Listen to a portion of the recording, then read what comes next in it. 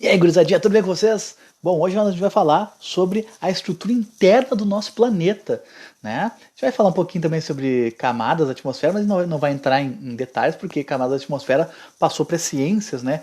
Então, o professor Brunão deve falar com vocês melhor.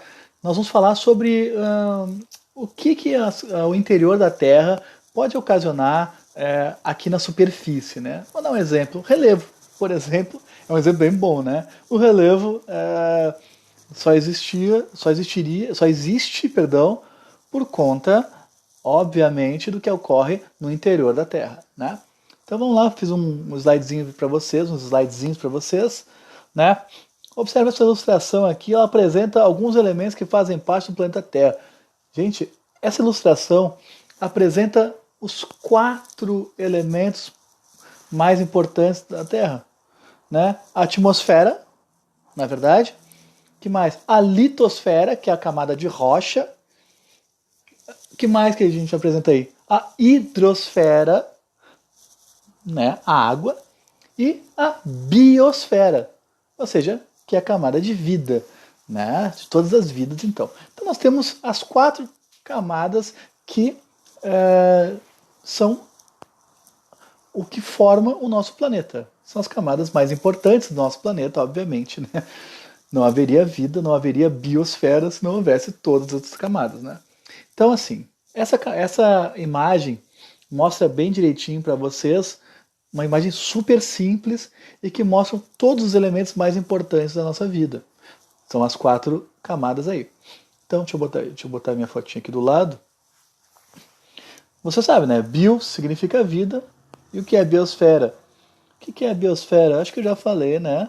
Acho que nós não precisa mais falar sobre o que é biosfera. Então, biosfera nada mais é do que a camada onde localiza-se, né, todos os seres vivos, né? Não é bem a camada em si, mas a biosfera é a parte do planeta Terra em que estão postas as possibilidades de haver vida ou humana ou vida animal e até mesmo microscópica. Então, isso pode haver inclusive lá no interior da Terra, como pode haver nas camadas do ar, né? Hidrosfera, todas as águas do planeta, como eu tinha dito. A litosfera, camada rochosa. E a atmosfera, nas camadas de ar, como a gente já viu anteriormente, né? Então, essas 4, hein, gente? Não vamos esquecer. As 4 camadas importantes do planeta Terra, as 4 composições importantes.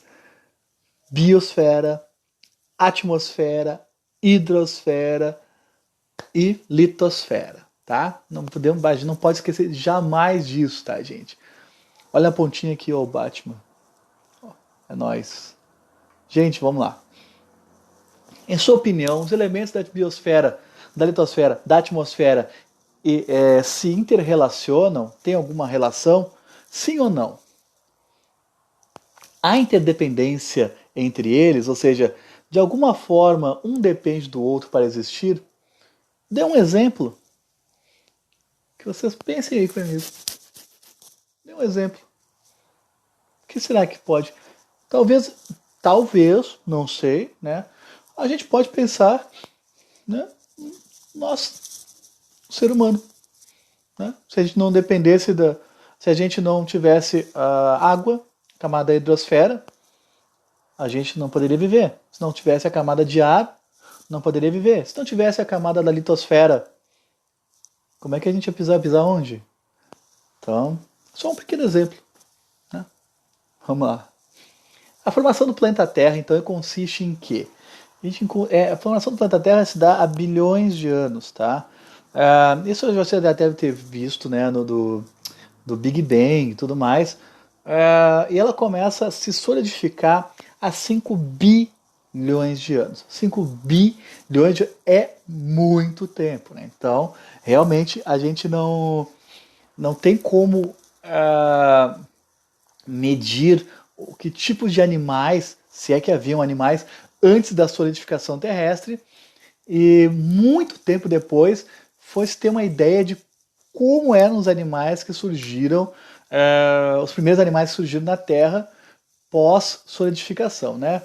Então, no início, logo no início da formação do sistema solar, né, volta 5 bilhões de anos atrás, a Terra era uma grande bola incandescente com uma temperatura assim, um pouquinho quente, tá? Dá para queimar os dedos, né? Ali, ó, 1500 graus. Mas tu reclama de 35 graus, imagina 1500 graus. Complicadinho, né? Pois é, essa é a temperatura média nos primeiros anos da Terra.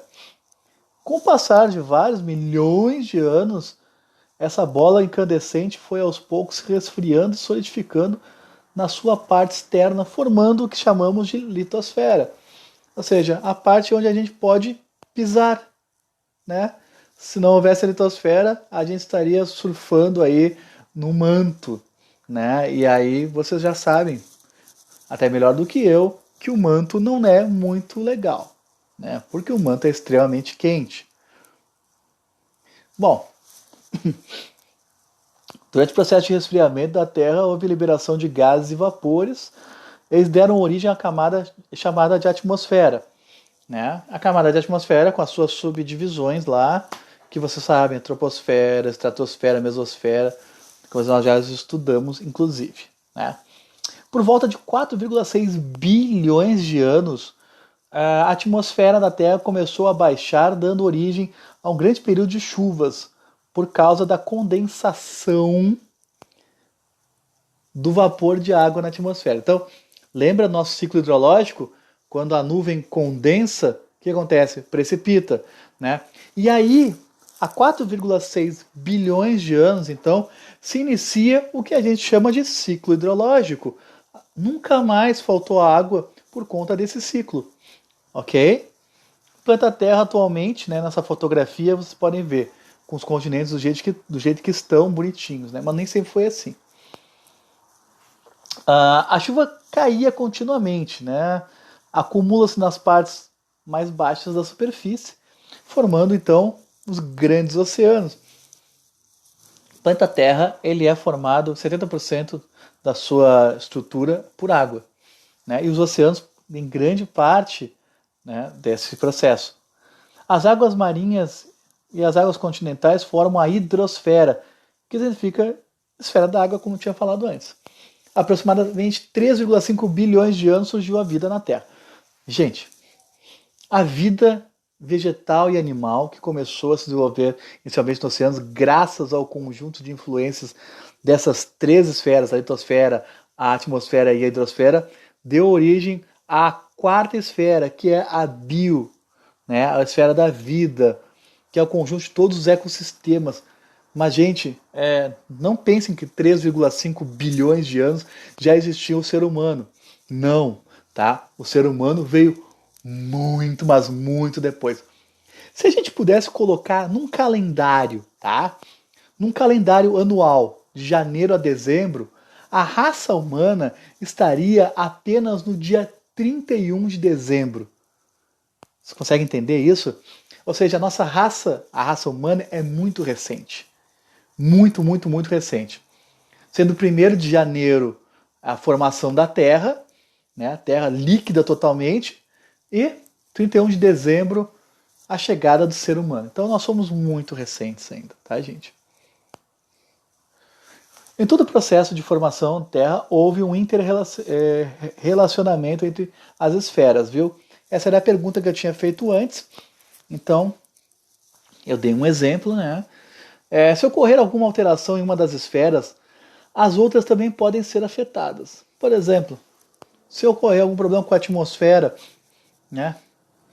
Só os seres que não podem respirar que vão sobreviver. Se acontecer alguma coisa com a água, só os seres que não precisam de água vão sobreviver, e assim por diante. Os seres humanos, ao promover a transformação do espaço natural, romperam esse equilíbrio. Né? Em virtude desse rompimento, as consequências para a vida animal e vegetal tornaram-se um tanto mais graves quanto maiores forem as transformações. Então, quando eu transformo, quando eu estou chegando à modernização, quando eu estou montando uma sociedade, o que acontece? Eu sou obrigado a montar cidade, eu sou obrigado a montar vias, eu sou obrigado a montar casas, eu sou obrigado a montar meios de eletricidade e tudo mais. Isso faz com que, obviamente, acabe fazendo uma grande mudança, ocasionando, né, uma grande mudança nas esferas. Por quê? Imagina, a vida, a biosfera sofre com a poluição, com o desmatamento, a hidrosfera idem, né, com questão da poluição. A litosfera sofre também com a quantidade crescente de pessoas, né, empreendimentos e tal. A litosfera também gasta, né, gente, por conta da erosão. Então, a biosfera acaba sendo bem afetada aí, né? Bom, a partir da Revolução Industrial, então, os seres humanos passaram a investir cada vez mais intensamente na natureza, começaram a pegar os recursos da natureza para transformar em casas, né, em moradias e tudo mais. Isso aí, acho que vocês já estão, né, bem, né, já sabem isso há bastante tempo, né? A vida nos ecossistemas, né? Essa é mais uma questão para o Bruno falar, né? Mas é o conjunto que há interação e organização entre vários elementos que os compõem, né? A inter-relação entre os seres vivos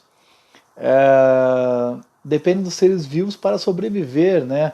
Então, por exemplo, a gente depende de plantas, a gente depende de animais, né, para sobreviver. Então a gente acaba entrando nessa interdependência aí.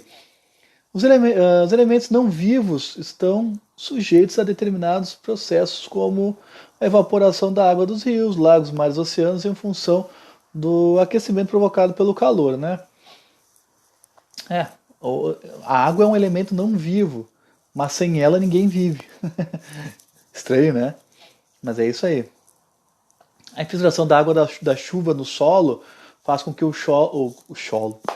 faz com que o solo acabe rachando, né, gente? Mas vamos lá, isso é uma coisa que vocês já naturalmente já sabem. São coisas práticas para vocês. Na maior parte das superfícies terrestres encontramos elementos construídos pela ação humana. Então, quando eu mostro uma fazenda, por exemplo, fazendas são construções humanas, tá? Tudo, uma cidade, então, é 100% humana, né?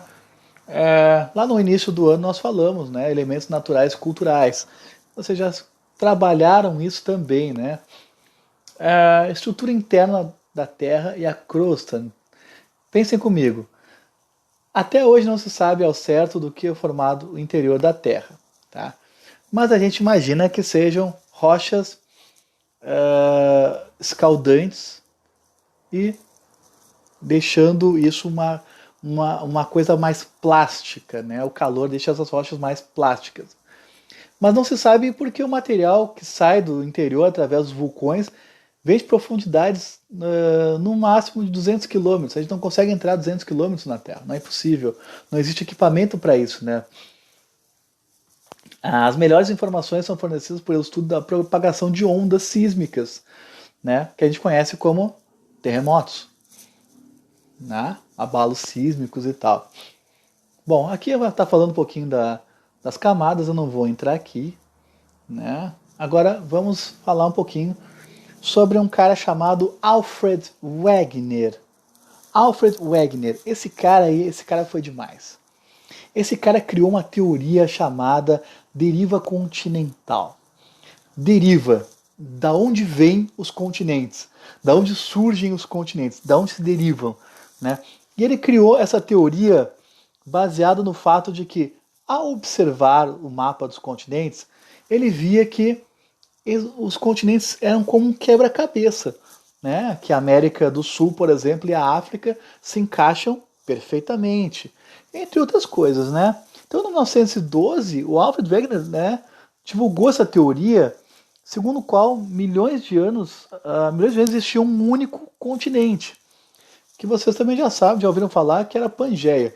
Só que, de 200 a 250 milhões de anos, esse continente, que era um continente único, começou a se separar, formando dois continentes. Tinha um e se quebrou e formou dois, que deram origem então a Laurásia e a Gondwana, né? A Laurásia ficando ao norte, a Gondwana ao sul.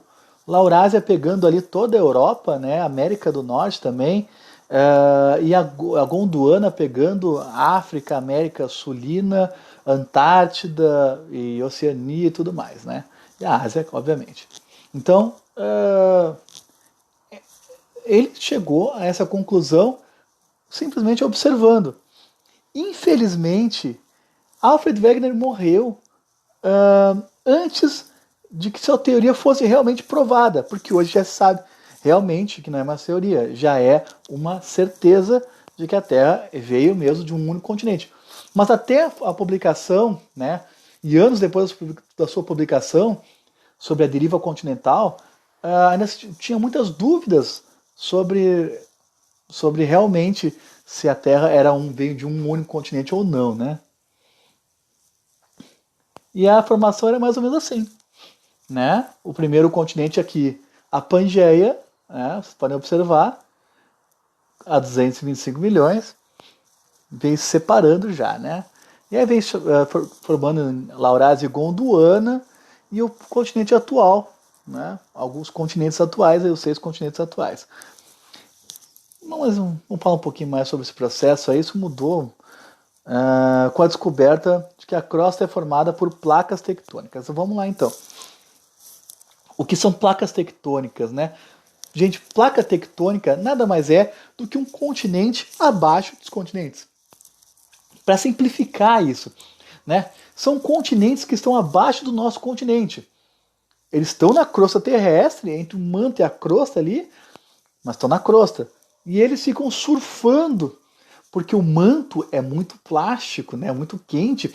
Então essas placas ficam ali surfando e fazem com que às vezes acabem se chocando, né? Ou se separando demais, formando aí o que a gente chama de terremotos. Você sabe muito bem disso, né? E aí tá uma mapinha das principais placas tectônicas do planeta, né? Eu vou dar uma ênfase aqui à placa de Nazca e à placa sul-americana, né? Que são as placas mais próximas da gente, né? Que poderiam ter formado cadeias de montanhas no Brasil, por exemplo, ou que o Brasil tivesse terremotos. Por que isso não acontece? Por que não tem cadeias de montanhas no Brasil? E por que não tem terremotos no Brasil? Porque dá uma olhadinha no Brasil. O Brasil está no meio de uma das placas tectônicas, né? Ele não está no limite da placa. Olha, o Brasil aqui está pintadinho, ó, aqui. Né? Ele está no meio de uma placa, então obviamente ele não vai sofrer, né, com terremotos, com tremores, e também não teve um relevo muito grande. Faz com que nosso relevo seja um relevo baixo até, considerando que outros relevos são muito maiores. Por exemplo, o relevo do Chile, onde está exatamente ali a divisa, né, entre placa de Nazca e placa sul-americana, que é onde tem as flechinhas.